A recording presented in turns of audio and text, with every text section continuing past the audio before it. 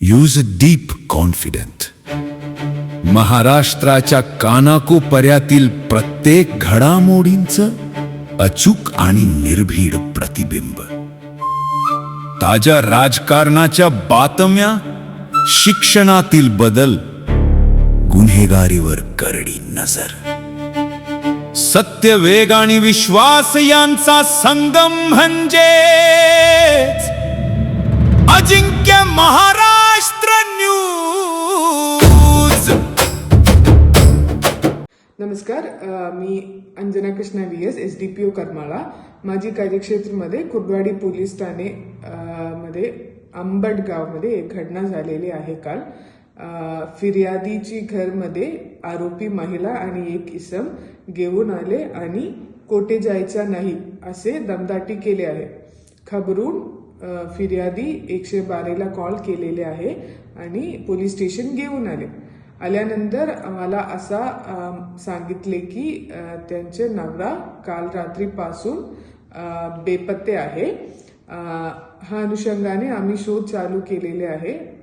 पण रात्री संध्याकाळी 6 वाजता फिर्यादीचे नवरा पोलीस स्टेशन घेऊन आले. त्यांच्या सोबत ज्या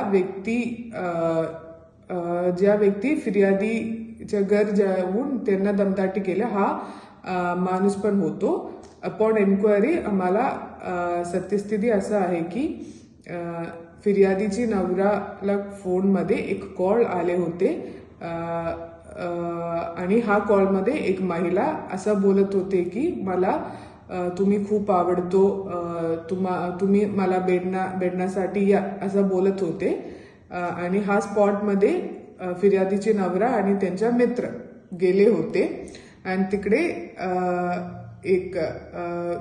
हा महिला सोबत शरीरासंबंध करण्याचा प्रयत्न असा एक व्हिडिओ पण काढलेले होते.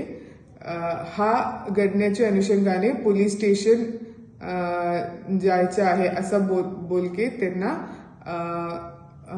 एक आरोपीच्या बंद दुकानवर आले होते आणि मारहाण पण केले. बलात्काराचा गुन्हा दाखल करतील असे नसेल 2 लाख रुपये मागितले होते हा घडण्याच्या अनुषंगाने आणि नसेल 2 लाख पण नाही दिले. पण त्यांनी असं बोलत होते की को अक्युज्ड विलास कापरे त्यांच्या वीटभट्टीमध्ये 2 वर्ष काम करावे लागेल आणि फिर्यादी पण 2 वर्ष दुसऱ्या हॉटेलमध्ये काम करावे लागेल असं बोलत होते. ह्या पूर्ण घटनेच्या अनुषंगाने आम्ही कुर्डवाडी पोलीस स्टेशनमध्ये एक FIR दाखल केलेले आहे. FIR number 186/2026. हा FIR मध्ये एक्स्टोर्शन चा सेक्शन BNS 308 पण टाकलेले आहे. हे गुन्ह्यामध्ये 4 आरोपी होतो. एक दिलीप फालके, रणधीर फालके, विक्रम सरवदे आणि एक महिला आरोपी. हा 4 आरोपी आता पण अटक केलेले आहे आणि त्यांनी आता पोलीस कस्टडीमध्ये आहे. हा घटनाच्या अनुषंगाने आम्ही सगळ्यांचा आवाहन करतो की असा काही घटना असेल पण तुम्ही पोलीस स्टेशनला इन्फॉर्म करा. नसेल माझ्याकडे या आणि मला पण इन्फॉर्म करा. आम्ही कायदेशीर ज्या मदत आम्ही करू शकतो आम्ही पूर्ण तुम्हाला करतो.